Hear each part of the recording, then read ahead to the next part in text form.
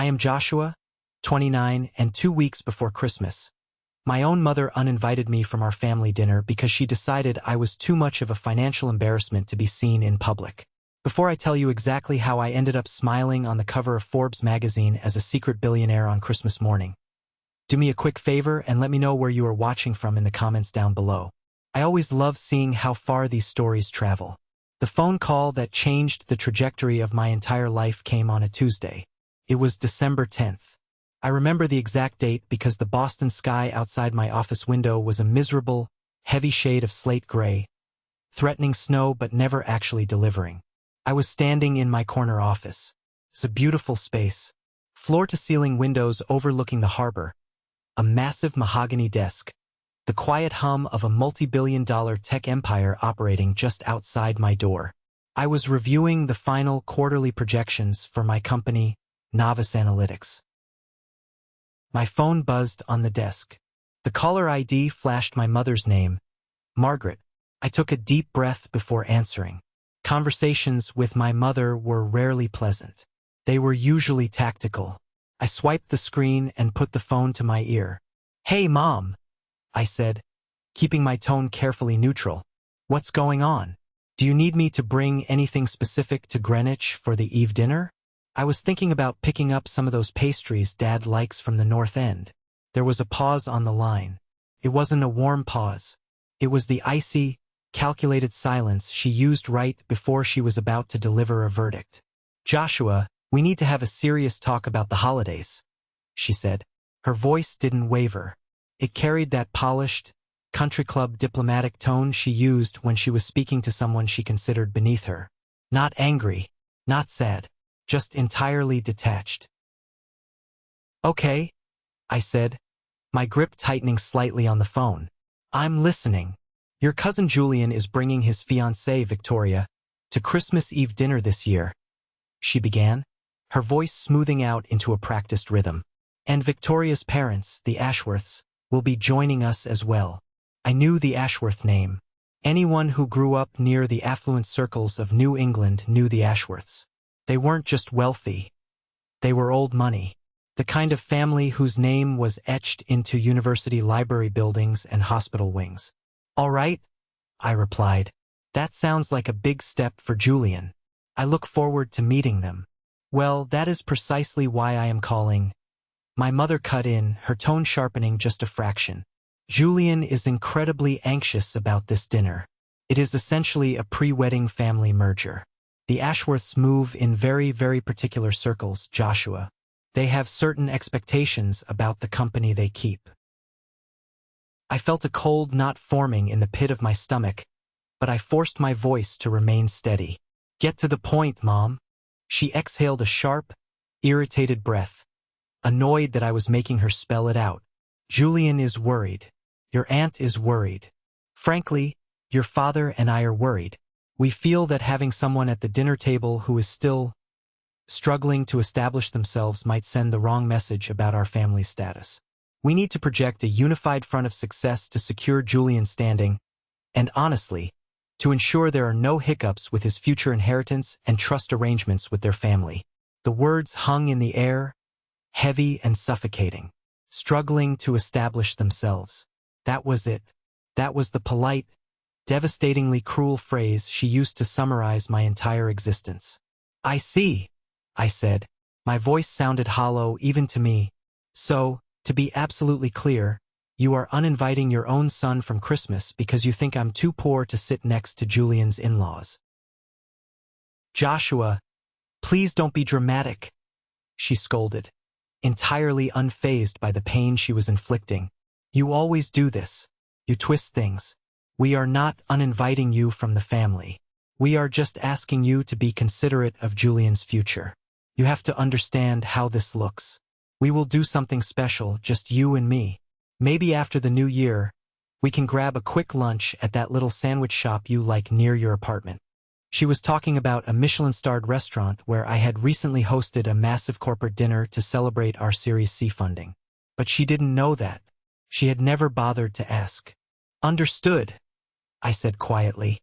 "Oh, thank goodness," she sighed, sounding genuinely relieved that I wasn't going to put up a fight. I knew you'd be reasonable about this. You always were the easy one to manage. Have a good week, Joshua. The line went dead. I slowly pulled the phone away from my ear. I didn't scream. I didn't throw my phone against the glass window. I just stood there in the absolute silence of my office, struggling to establish myself. I walked over to my laptop and tapped the spacebar to wake the screen. Staring back at me were the finalized documents for Novice Analytics. We had just closed our Series D funding round back in October. The company I built from the ground up with 2 friends was officially valued at $1.8 billion. My personal equity stake, exactly 31% of the company, made my current net worth approximately $558 million. I was a ghost, a phantom billionaire hiding in plain sight, wearing a $20 t-shirt from Target and driving a 10-year-old car, all to see if my family would love me for who I was, rather than what I could buy them. And now I had my answer. They didn't. I picked up my phone again and scrolled through my contacts until I found Anthony, my lead public relations director. I hit dial. He picked up on the second ring. "Hey, boss," Anthony said cheerfully. "What's the word?" "Anthony," I said, my voice cold and hard as steel. "That Forbes 30 under 30 profile piece we shot last week. When exactly does it go live?"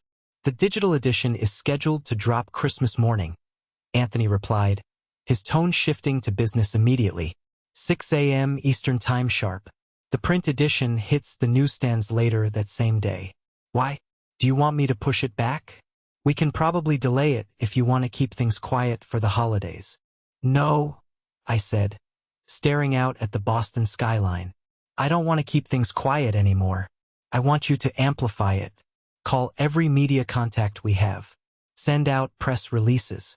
I want that article to be the first thing every single person in the financial and tech sector sees when they wake up on Christmas morning." Anthony let out a low whistle. "All right, it's already going to be huge, Joshua. The secret tech billionaire angle is gold. But I'll make sure it's unescapable." "What's the occasion for the sudden media blitz?" I clenched my jaw. "Just making sure my family can find it. To truly understand why I made the decision to detonate my family's social standing on Christmas morning, you have to understand the 8 years of quiet, persistent humiliation that led up to that phone call. I wasn't born a rebel. I grew up in Greenwich, Connecticut, surrounded by manicured lawns, luxury cars, and suffocating expectations.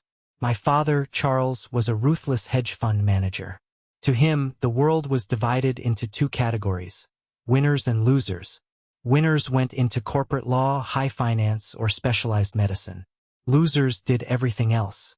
When I graduated from MIT with a degree in computer science, Charles had my life mapped out.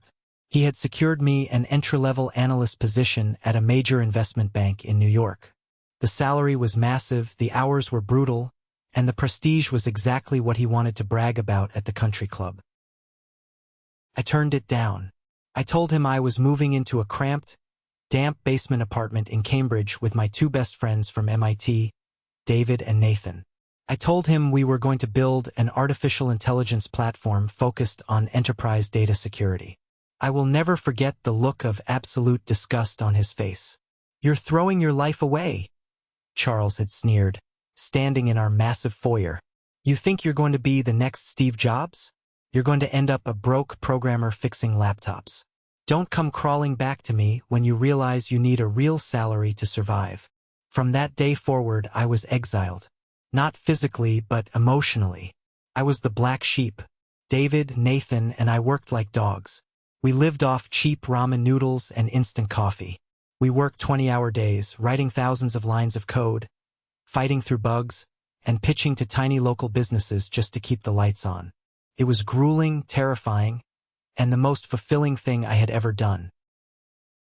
But whenever I had to go home for a family holiday, the reality of my family's contempt came crashing down on me.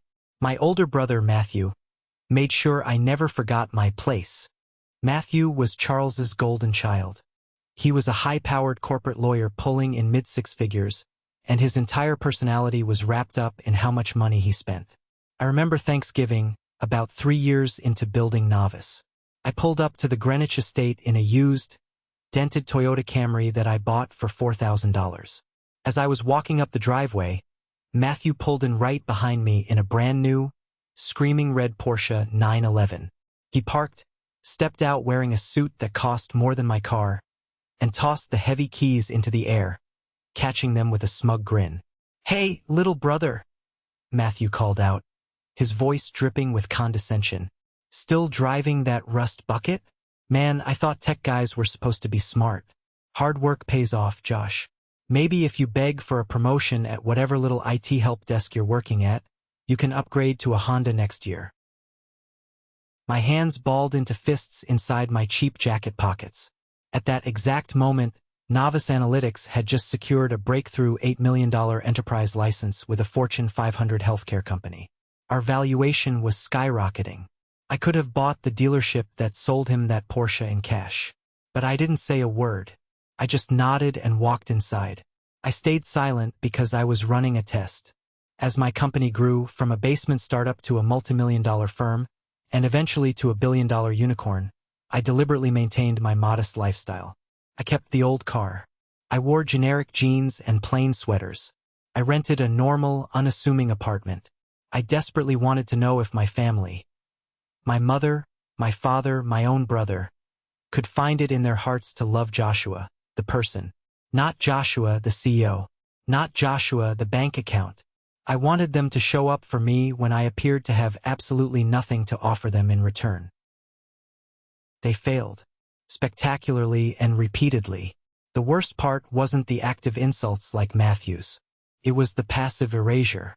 It was how they completely deleted my existence from their narrative of success. 2 years ago, at my mother's extravagant 60th birthday dinner, the entire extended family was seated around a massive oak table. Everyone was taking turns giving updates. Matthew talked for 20 minutes about a massive corporate merger he had facilitated. My sister talked about her medical residency. I had just closed our Series B funding round. We had officially hit a $620 million valuation. I was so proud I thought my chest was going to burst. I thought, this is it. I'll tell them tonight. I'll share this with them. I leaned forward, trying to catch my father's eye. "Dad, Mom, I actually have some really exciting news about the business too. We just finalized." "Oh, Joshua, not right now," my mother interrupted, waving her hand at me dismissively without even turning her head to look at me. "Matthew was just about to tell us about the partner track at his firm. Go on, Matthew, sweetie. Don't let him interrupt you." I slowly leaned back in my chair. The air left my lungs. The silence in my head was deafening while the rest of the table eagerly leaned in to listen to Matthew brag about his lawyer fees. They never asked. In 8 years, not a single one of them ever asked for the name of my company. They never asked what my software did. They saw the cheap clothes and the old car, and they simply assumed I was a failure. They constructed an entire reality where I was an embarrassment, and they never once bothered to fact-check it. Every eye roll. Every heavy sigh from my father when I spoke. Every time my mother strategically cropped me out of family photos before posting them to her social media, so her wealthy friends wouldn't see the struggling son. I cataloged all of it. I was giving them the rope to hang themselves with. And that phone call from my mother, uninviting me to protect Julian's precious old money fiancé, was the moment they finally kicked the chair out from under their own feet. I was done waiting for them to love me. It was time to introduce them to the man they had been ignoring for nearly a decade.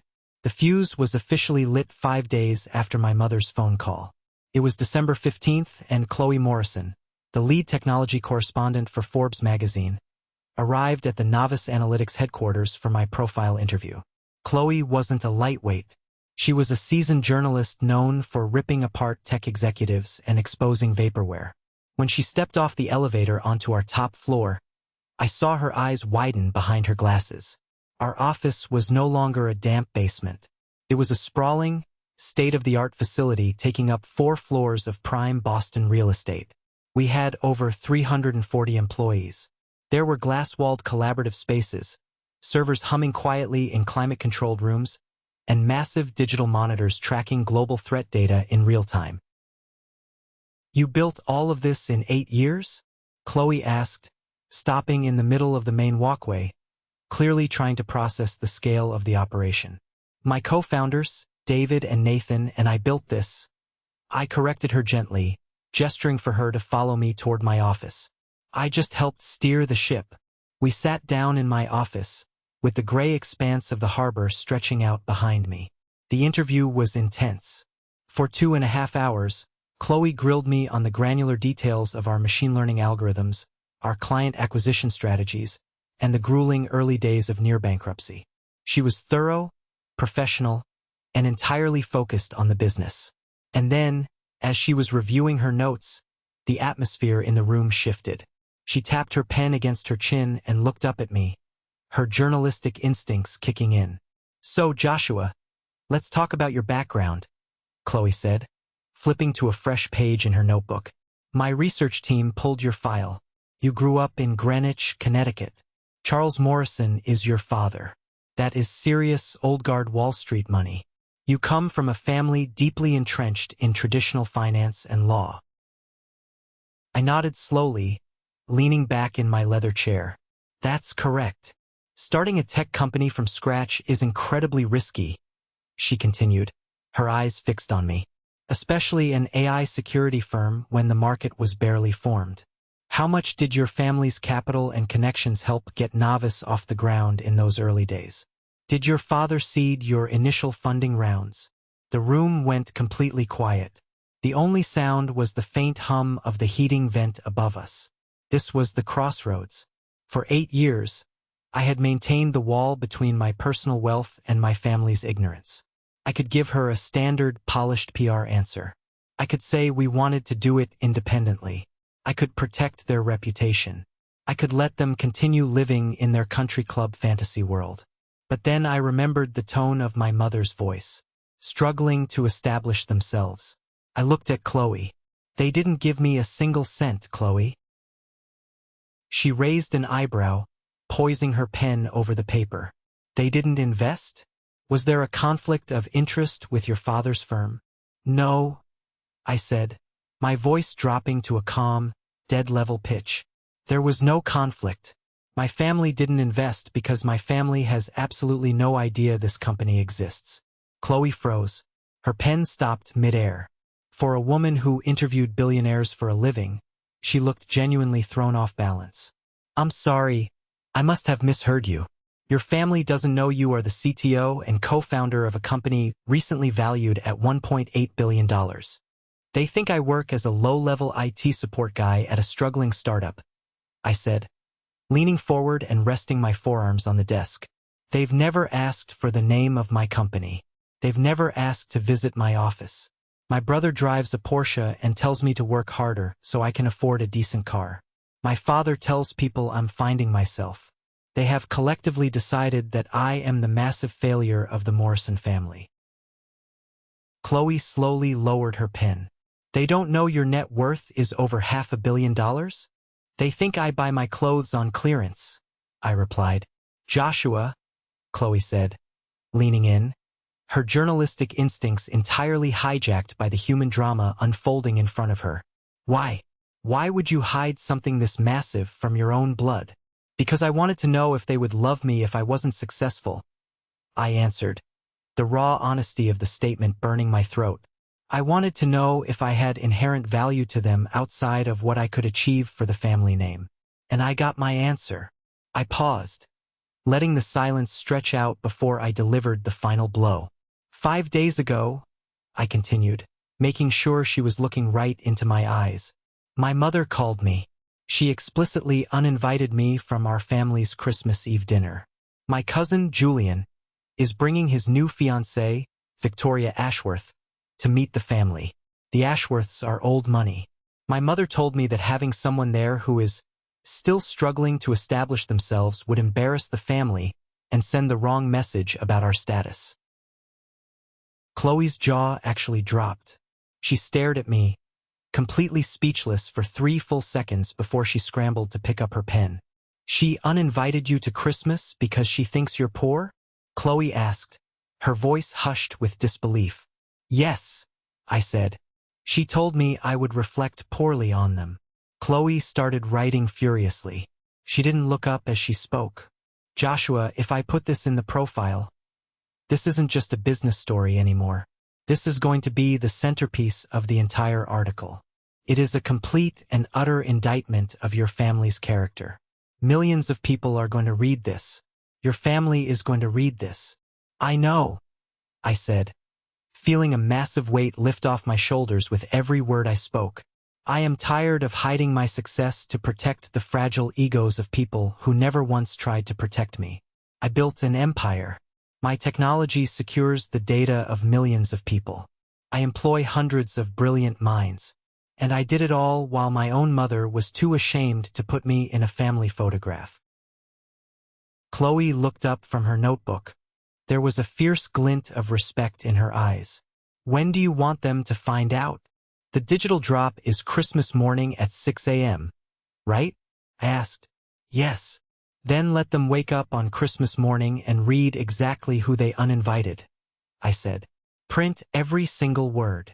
The days leading up to Christmas were a masterclass in psychological warfare, mostly against my own anxiety. Now that the match was struck, all I could do was wait for the powder keg to explode. I didn't hear a single word from my family. Not a text from Matthew asking if I was okay. Not a call from my father. Not a fake, apologetic message from my mother. The silence was absolute. To them, the Joshua problem had been neatly solved and swept under the rug, leaving their pristine holiday aesthetics untainted. But while they were busy preparing their Greenwich mansion for the Ashworths, I was preparing for war. On December 21st, I called my lead corporate lawyer, Sarah, into my office. Sarah, I need an ironclad documentation package, I told her, sliding a list of requirements across the desk. I want official, legally binding proof of my 31% equity stake in Novice Analytics. I want the most recent valuation documents from the Series D funding. I want everything on company letterhead, fully notarized and signed. Sarah looked over the list, her brow furrowing. This is highly unusual, Joshua. Are we facing a hostile takeover attempt? Is there an audit coming up that I don't know about? No, I said calmly. I'm just going to need to prove exactly who I am to some very stubborn people very soon. I need it ready by the 23rd. Consider it done, she said. On December 23rd, I left the office early and did something I hadn't done since I was a teenager living under my father's roof. I went high-end shopping. For nearly a decade, my uniform consisted of faded denim, plain hoodies, and scuffed sneakers.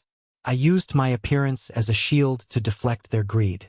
Now it was time to put on my armor. I walked into a luxury designer boutique on Newbury Street in Boston, the kind of place where they offer you champagne the moment you cross the threshold. I spent 2 hours working with a tailor. I bought a custom-fitted, midnight charcoal suit woven from Italian wool. The fabric felt like water over my skin. I bought a crisp white shirt, a subtle silk tie, and a pair of handmade leather Oxfords that cost more than my first month's rent in Cambridge. Finally, I bought a heavy, steel-faced luxury watch, the kind of timepiece my brother Matthew would drool over.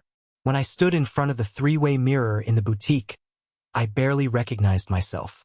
The slouching, defensive posture of the family failure was gone. The man staring back at me looked dangerous. He looked like exactly what he was. A self-made tech billionaire who didn't owe a single soul an apology.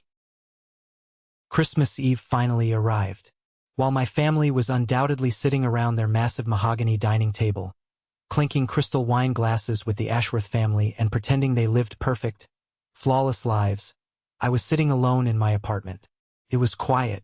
I ordered a medium-rare steak from an incredible local restaurant, poured myself a glass of 20-year-old scotch, and sat by the window watching the snow begin to fall over the city streets.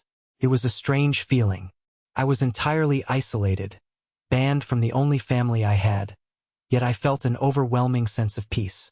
The lie was almost over. The 8 years of biting my tongue, swallowing my pride, and hiding in the shadows was coming to an end. I went to bed at midnight. I set my phone alarm for 5:55 a.m. I barely slept. I kept tossing and turning, my mind racing through 100 different scenarios of how they would react. Would they deny it? Would they apologize? Would they be angry? At 5:55 a.m., the harsh buzzing of my alarm shattered the silence of my dark bedroom. I sat up instantly. My heart was pounding a heavy, relentless rhythm against my ribs. The room was pitch black, illuminated only by the glaring blue light of my phone screen. I opened my web browser. I navigated to the Forbes homepage. At exactly 6 a.m., I refreshed the page. And there it was, taking up the entire front page of the digital edition. It was a stunning, high-definition photograph of me, standing in the novice analytics boardroom with the Boston skyline glittering through the glass behind me. I was wearing my usual simple clothes in the photo, but the headline above my head was anything but simple. In massive, bold font, it read, "The Secret Billionaire: How Joshua Morrison Built a $1.8 billion tech empire while his family thought he was failing." Below that, the subheadline dug the knife in deeper.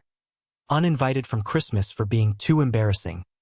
The 29-year-old CTO breaks his silence on toxic wealth, family betrayal, and building the future of AI security. I stared at the screen, my breath catching in my throat. Chloe hadn't held back. She had crafted a masterpiece of a profile. It detailed our grueling startup phase, our massive government contracts, and our breathtaking valuation. And right there, in the third paragraph, was the brutal, unvarnished truth about my mother's phone call. She had quoted me verbatim. By 6:02 a.m., the silence in my apartment was shattered. My phone vibrated in my hand. Then it vibrated again, and again. Within 60 seconds, it became a continuous, chaotic buzz of incoming data. Ping, ping, ping. LinkedIn notifications flooded my screen. Hundreds of connection requests from industry leaders. My email inbox counter started spinning like a slot machine. Twitter notifications exploded. The hashtag Secret Billionaire was already gaining traction. Texts from my employees and college friends started pouring in. "Holy crap, Joshua, why didn't you tell us the family drama? You are an absolute legend." I ignored all of them. I was waiting for specific numbers to flash across my screen. At 7:14 a.m., the first one hit. It was Matthew. The text preview popped up on my lock screen. "What the actual hell is this, Joshua? Is this some kind of sick joke? Call me right now." 2 minutes later, my mother's number appeared. She didn't text. She called. The phone vibrated violently against my palm. I watched her name flash on the screen until it finally rolled over to voicemail. Immediately after, a text from her arrived. "Joshua Charles Morrison, you pick up this phone this exact second. What have you done to us?" Then my father called. Then Julian. By 8 a.m., I had 47 missed calls and over 100 frantic text messages from the 4 people who, just 12 hours prior, had been perfectly happy pretending I didn't exist. I didn't answer a single one. I turned the phone to silent, tossed it onto my kitchen counter, and started brewing a pot of coffee. The storm had broken. Now all I had to do was wait for the floodwaters to reach my door. They didn't even bother to knock politely. At exactly 11:30 a.m. on Christmas morning, the heavy wooden door of my apartment vibrated with a frantic, aggressive pounding. Bang, bang, bang. I took a slow sip of my coffee, set the mug down on the granite counter, and walked toward the door. I unlocked the deadbolt and pulled it open. My entire family was clustered in the narrow hallway. My mother, Margaret, my father, Charles, my brother, Matthew, and my cousin, Julian. They looked completely unhinged. They were all still dressed in their expensive, tailored Christmas morning attire, cashmere sweaters and slacks. But their faces were pale, their eyes wide with a mixture of terror and absolute fury. They looked like they had just fled a burning building. Before I could say a word, they shoved past me into my living room, bringing the bitter chill of the winter air in with them. "Joshua!" my mother shrieked, her voice cracking in a pitch I had never heard before. She spun around, her eyes darting frantically around my modest, sparsely decorated apartment as if she expected to see stacks of $100 bills piled up in the corners. Explain this. Explain this right now. The Ashworths saw the article. Victoria's father forwarded the link to Charles during breakfast. What did you do to us? I closed the front door quietly. I leaned against it and crossed my arms. I gave an interview to Forbes, I said, my voice completely flat. I would have thought the headline made that pretty clear. Matthew stepped forward. His face flushed dark, mottled red with pure rage. The veins in his neck were standing out. He pointed a trembling finger violently at my chest. You lied to us, Matthew roared, his arrogant lawyer persona completely shattering. You sat at our dinner table for 8 years, acting like you were some broke, pathetic loser while you were sitting on $500 million. You humiliated your own family on a national stage. You made us look like monsters. I never lied, I fired back, pushing off the door. The calm I had maintained all morning vanished, replaced by a raw, burning intensity that had been building inside me since I was 21 years old. I told you I worked in tech. I told you I built security software. I told you the company was doing well. You just never cared enough to ask for a single detail. We are your family, my father bellowed, stepping up next to Matthew. Charles Morrison, the stoic titan of Wall Street, looked genuinely rattled. You painted us as elitist snobs in a major publication. You told the world we abandoned you. You did abandon me. I yelled back, my voice echoing off the hardwood floors, silencing him instantly. I walked right up to my father, refusing to break eye contact, forcing him to look at the son he had ignored. Do you remember my college graduation, Dad? When I told you about the startup. You told me I was wasting my education and throwing my life away. You told me not to come crying to you when I failed. I pivoted, turning my anger onto my mother, who shrank back slightly. Do you remember when I tried to introduce you to David and Nathan, my business partners? You told me, and I quote, "Keep your scruffy work friends out of my house." Every time I opened my mouth to talk about my life, you shut me down to listen to Matthew brag about his car or his lawyer fees. My mother put a trembling hand to her chest, tears suddenly welling up in her eyes, though whether they were tears of guilt or tears of public embarrassment, I couldn't tell. We gave you everything, Joshua, she cried, her voice trembling. We paid for your college. We gave you a beautiful home. We just wanted you to have a secure life. And you do this? You test us? You play this sick, twisted psychological game with your own blood. It wasn't a game, Mom. I snapped, my jaw tight. It was reality. I wanted to see if you loved me without a massive bank account attached to my name.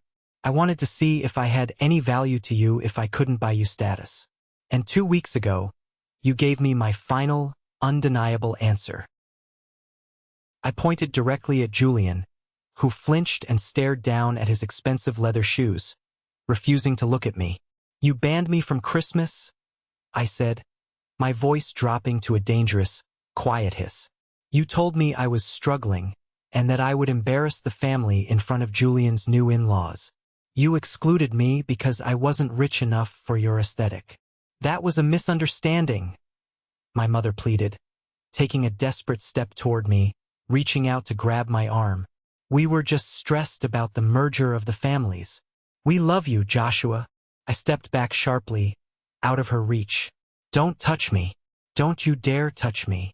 I looked at all of them, taking in their panicked, desperate faces.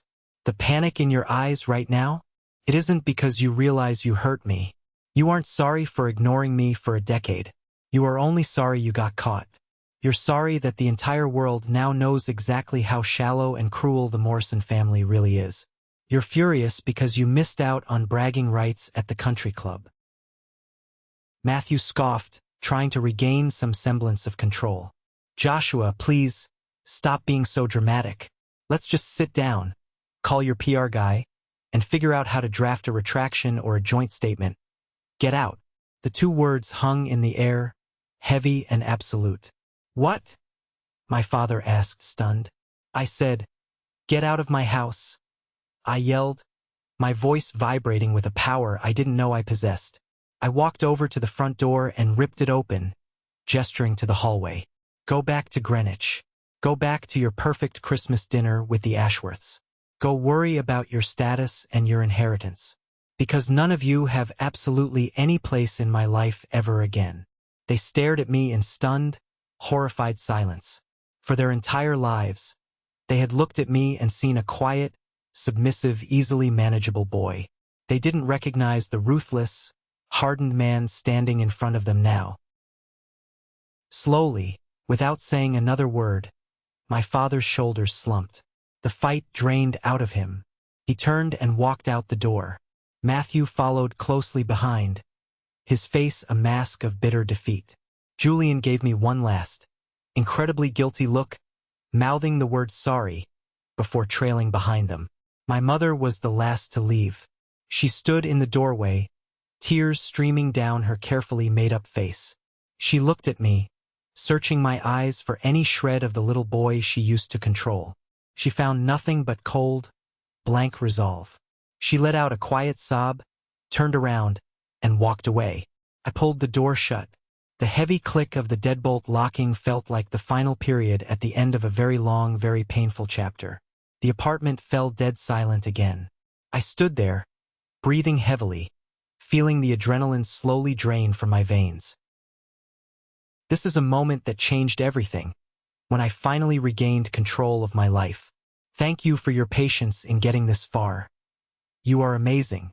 Please help me like the video and leave a comment with the number 1 below so I know you've been with me this far. This will not only help more people find this story, but also let me know that my experiences are meaningful to someone. Your support is the biggest motivation for me to continue sharing the rest of this journey. I didn't spend the rest of that Christmas afternoon crying in my apartment. I didn't feel broken, and I didn't feel a shred of regret. For the first time in my entire life, I felt completely and utterly weightless. The toxic gravity of my family's expectations had finally been severed. As evening approached, I showered and walked into my bedroom. Hanging on the closet door was the custom midnight charcoal suit I had bought on Newbury Street. I put it on. I tied the silk tie, adjusted the cuffs of the crisp white shirt, and strapped the heavy steel watch to my wrist. I looked in the mirror. I wasn't hiding anymore. I left my apartment and took a black car downtown to the Four Seasons Hotel. Every year, the tech industry elites hosted a massive, exclusive charity gala on Christmas evening. It was a haven for people who either didn't celebrate the holiday traditionally or, like me, didn't have a family to go home to. When I handed my wool overcoat to the attendant and walked into the grand ballroom, the physical reaction of the crowd was instantaneous. The room was packed with hundreds of venture capitalists, software developers, and startup founders. As I stepped onto the plush carpet, the ambient hum of chatter noticeably dropped. Heads turned. Conversations stopped mid-sentence. Eyes widened as people nudged their companions, pointing discreetly in my direction. I wasn't the invisible guy in the rusty Toyota Camry anymore. I was the man who had detonated a cultural bomb on the cover of Forbes that morning. Almost immediately, the crowd parted, and I was surrounded. Venture capitalists from Silicon Valley, who had completely ignored my cold emails 5 years ago, were now aggressively pushing through the crowd to shake my hand and hand me their premium business cards. Rival tech founders were patting me on the back, laughing and asking for advice on scaling enterprise software. The energy was electric. But the most pivotal moment of the night happened about an hour later, near the quiet edge of the open bar. I was sipping a glass of club soda when Margaret Chin walked up to me. If you are in the tech industry, you know Margaret Chin. She is a legendary CEO who built one of the largest, most dominant telecom networks in the country from absolutely nothing. She was wearing a stunning, simple black gown, her expression sharp and intensely evaluating. I read the Forbes article this morning over coffee, she said, her voice cutting clearly through the background jazz music. I turned to face her, giving a respectful nod. I imagine most people in this room did, ma'am. She offered a small, knowing smile, swirling the ice in her glass. It takes an incredible amount of guts to strip away the illusion of the perfect, wealthy family in a public forum like that. Most people in our tax bracket spend millions of dollars trying to hide their toxic family dynamics. You weaponized yours. It wasn't about revenge, I said honestly. It was just about the truth. I know, Margaret said, stepping slightly closer. My parents didn't speak to me for 3 solid years when I dropped out of law school to start my first company. They told all our relatives I was a disgrace. They cut me out of family photos. I looked at her, surprised. What changed? I made my first $100 million, Margaret said bluntly, her eyes hard. Suddenly, they remembered they had a daughter. Suddenly, they were so proud of my vision. But by the time they came crawling back, I had learned a very hard, very necessary truth about life and success. She reached out and lightly tapped her manicured finger against my lapel, looking me dead in the eyes. You cannot build an empire if you are carrying the dead weight of people who do not believe in you, she said firmly. Blood doesn't entitle anyone to your peace of mind, Joshua. You did the right thing today. Welcome to the club. Her words hit me like a physical force. It was the exact validation I didn't even realize I had been desperately seeking. My own mother had cast me out, but here, among the titans of the industry, I was being welcomed into a new kind of family. A family built on mutual respect and actual achievement.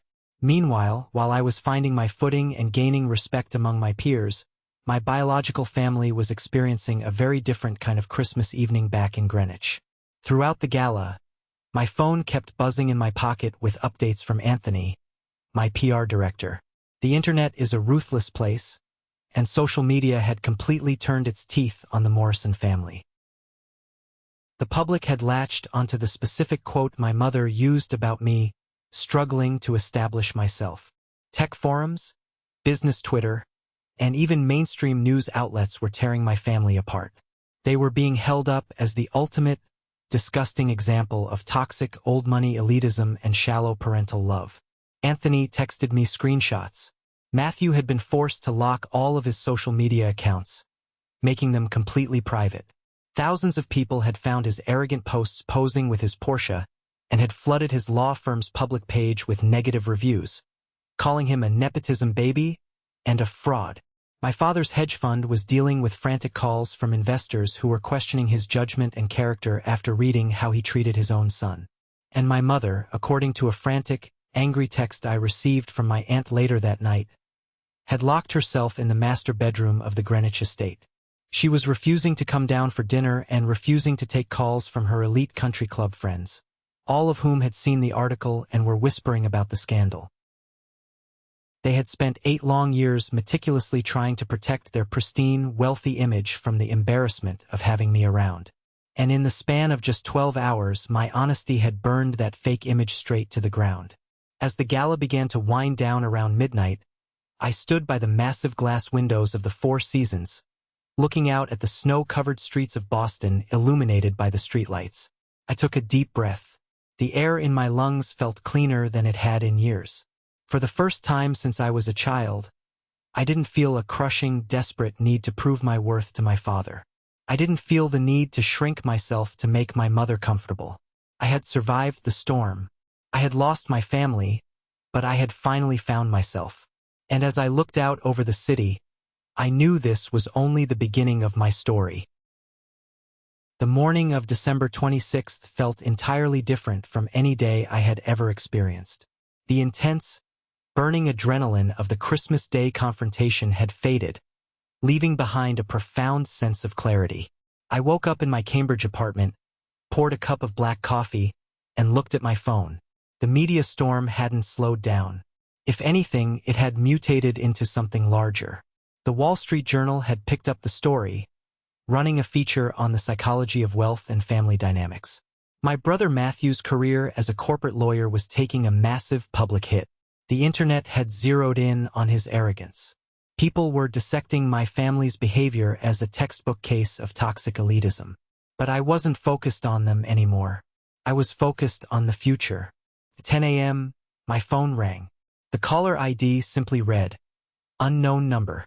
Normally, I would let it go to voicemail, but my PR director Anthony had warned me that high-level investors often used unlisted numbers. I swiped to answer. Joshua Morrison speaking, I said. Mr. Morrison, good morning. This is Richard Ashworth. I froze. My coffee cup stopped halfway to my mouth. Richard Ashworth, the patriarch of the Ashworth family, the billionaire titan of industry whose approval my mother had sacrificed me to get. Mr. Ashworth, I replied, keeping my voice perfectly level, though my heart rate immediately spiked. I didn't expect to hear from you. I imagine you didn't. His voice was deep, gravelly, and carried the undeniable weight of a man who commanded entire boardrooms. I am calling because I owe you a direct apology, Joshua, and I prefer to handle my apologies man to man. You don't owe me an apology, sir, I said carefully. We've never met. No, but my family's name was used as a weapon against you, Richard said. There was a hard, sharp edge of anger in his tone, but it wasn't directed at me. I read the Forbes article yesterday morning over breakfast. Then I had my team verify the details. When I realized that your mother explicitly banned you from your own family Christmas dinner because she thought your perceived lack of wealth would offend my family, I was utterly disgusted. I leaned against the kitchen counter, listening intently. Let me tell you something about the Ashworth money, Joshua, Richard continued. Yes, we are old money now, but my grandfather built our fortune from the ground up in the steel mills. He worked until his hands bled. He despised people who inherited their status and used it to look down on the working class. If he knew that our family name was used to exclude a self-made entrepreneur because he drove an old car and built his own wealth in silence, he would roll over in his grave. I appreciate you saying that, Mr. Ashworth. I don't just say things to be polite, Richard stated firmly. Actions matter. I want you to know that yesterday afternoon, after a very long conversation, my daughter Victoria drove to your aunt's house. She gave Julian his ring back. I gripped the edge of the granite counter. She broke off the engagement? She did, Richard confirmed. Victoria is a smart girl. She told Julian that any family who would brutally discard their own blood to maintain a fake social aesthetic is not a family she will ever marry into. She refuses to tie her future children to a bloodline that values a luxury car over human decency. Your cousin's behavior, and his complicity in your mother's cruelty, cost him his future with my daughter. My mind raced. My mother had orchestrated my exile specifically to secure Julian's engagement and guarantee his access to the Ashworth inheritance. Instead, her actions had single-handedly destroyed it. The irony was so sharp it almost physically hurt. I'm sorry for the pain this has caused Victoria, I said sincerely. Don't be, Richard replied instantly. You saved her from making the biggest mistake of her life. You exposed the rot in the foundation before she signed the contract. For that, the Ashworth family actually owes you a debt of gratitude. He paused for a brief moment, and when he spoke again, his tone shifted from a protective father to a ruthless businessman. Now, on to business, Richard said. I had my lead analysts look into novice analytics last night. Your machine learning architecture for enterprise data security is brilliant. It's exactly the kind of disruptive technology my holding company looks for. When you prepare for your Series E funding round, or if you push toward an IPO, I want my firm at the table. I want to invest in you, Joshua. I invest in character just as much as I invest in code. And you have both in spades.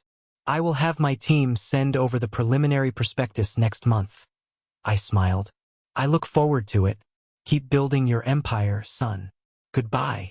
The line clicked dead. I set the phone down on the counter. I let out a long, heavy breath. The people my mother worshipped, the people she threw me away for, had just rejected her entirely and offered me a seat at their table. 2 days later, on December 28th, the final piece of the fallout arrived. I was sitting in my office at Novice Analytics when my assistant brought in a thick, cream-colored envelope. It had been delivered by a private courier. I instantly recognized the heavy, embossed stationery. It was my father's. I sat alone at my mahogany desk. I used a silver letter opener to slice the top of the envelope and pulled out 3 pages of handwritten text. The handwriting was tight and precise, exactly like Charles Morrison himself. I spread the pages out on my desk and began to read. Joshua, I have spent the last 3 days sitting in my study, staring at the wall, trying to figure out how to write this.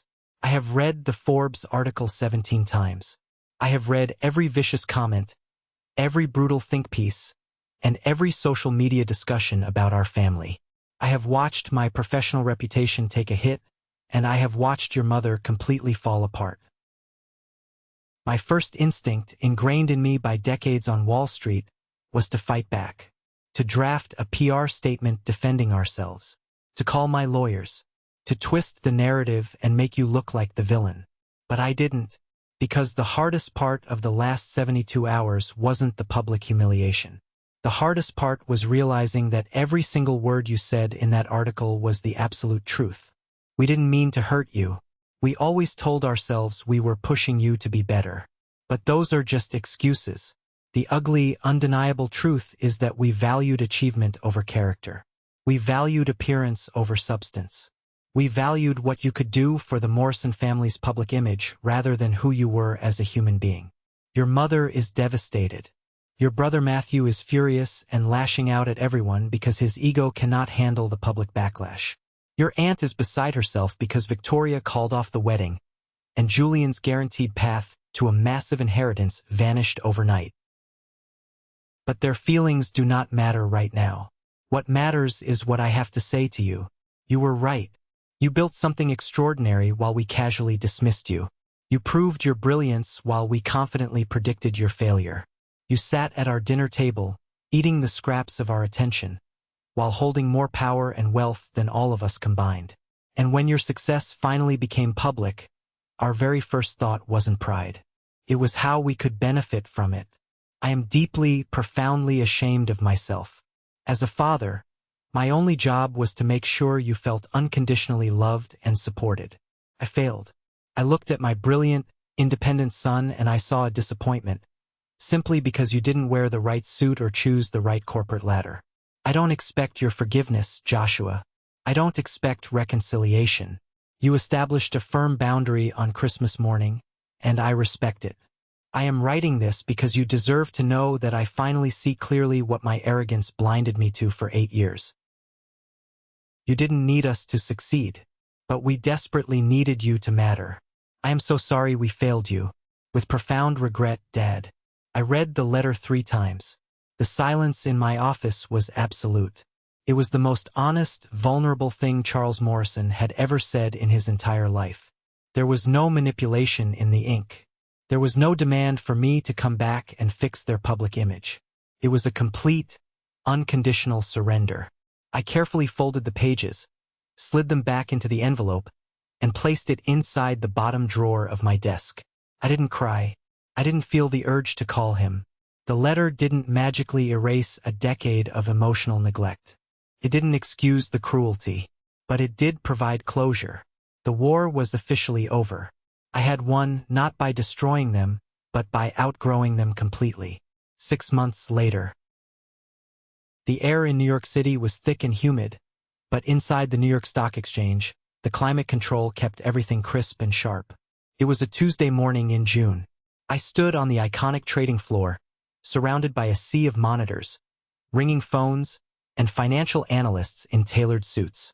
To my left stood David. To my right stood Nathan, my 2 best friends, my co-founders, the guys who had survived on instant noodles with me in a damp Cambridge basement 8 years ago. We were all wearing custom-tailored suits.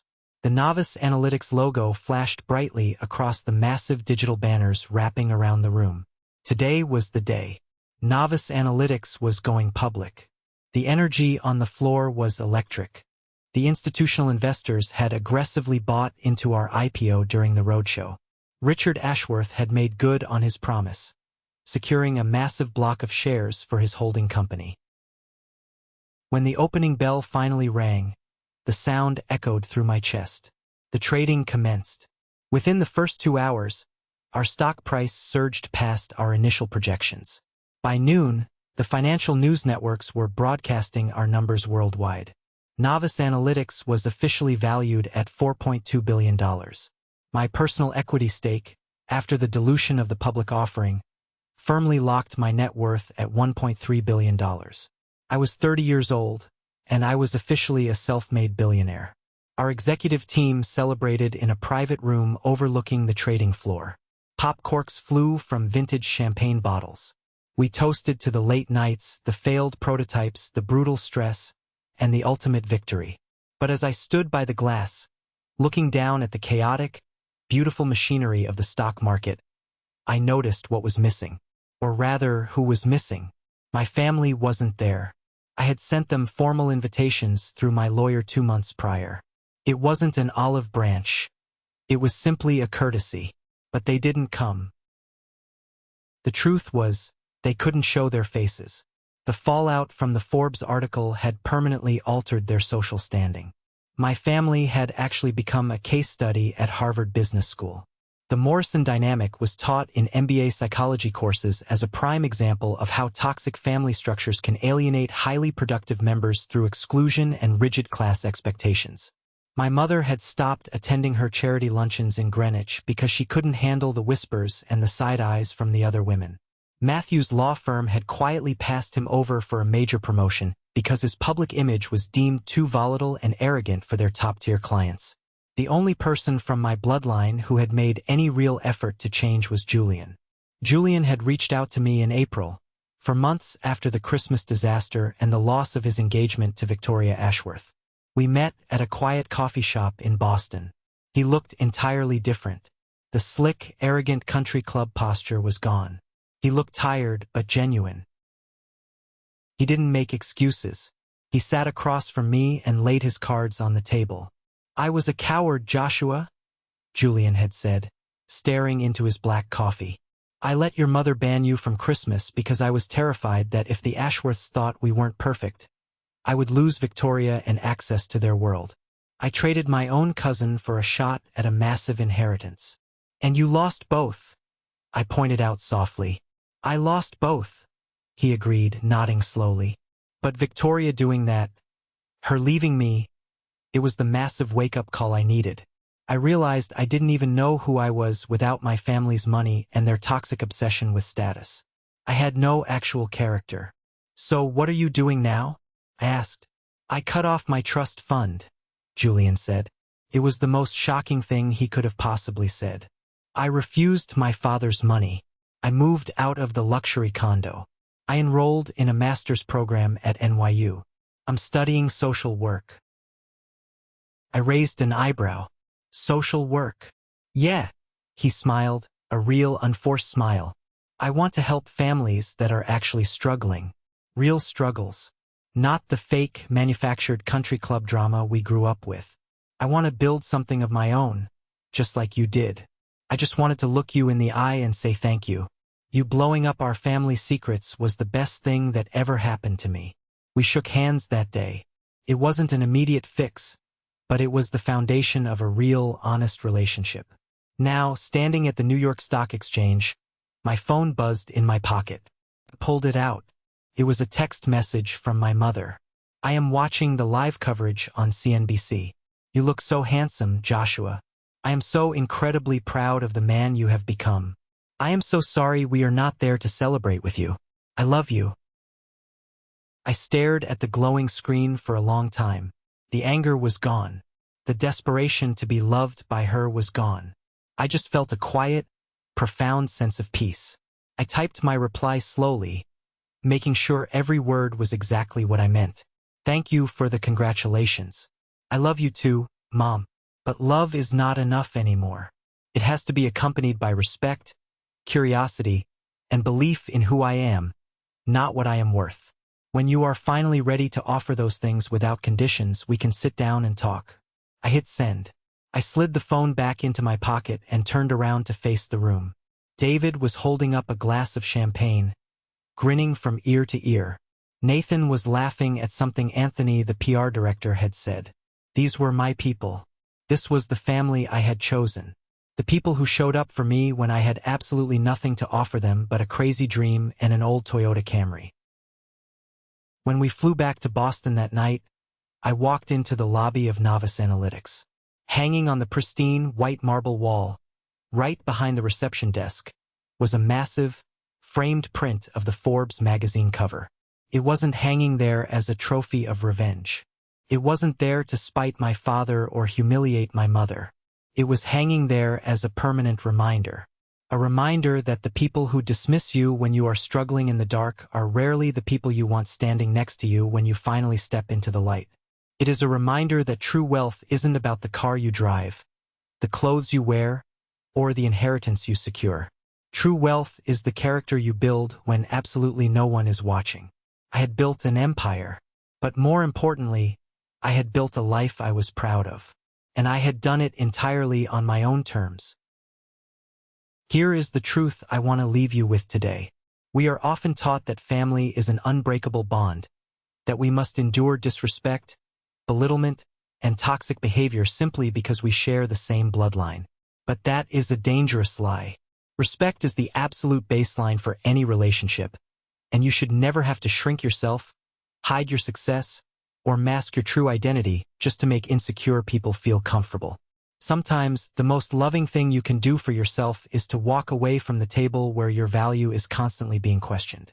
Build your life in silence. Focus on your goals. Surround yourself with people who celebrate your character, not just your status or your salary. The right people will love you when your hands are empty, and they will cheer the loudest when your hands are full. If the story resonated with you, if you've ever had to set a hard boundary to protect your own peace, I want to hear from you. Tell me your favorite lesson from this story in the comments below, or simply drop the word good, so I know that this message hit home for you. Your interaction tells me that these stories matter, and it gives me the drive to keep sharing the real, raw truths of life. Thank you for being here with me. Until next time, keep building.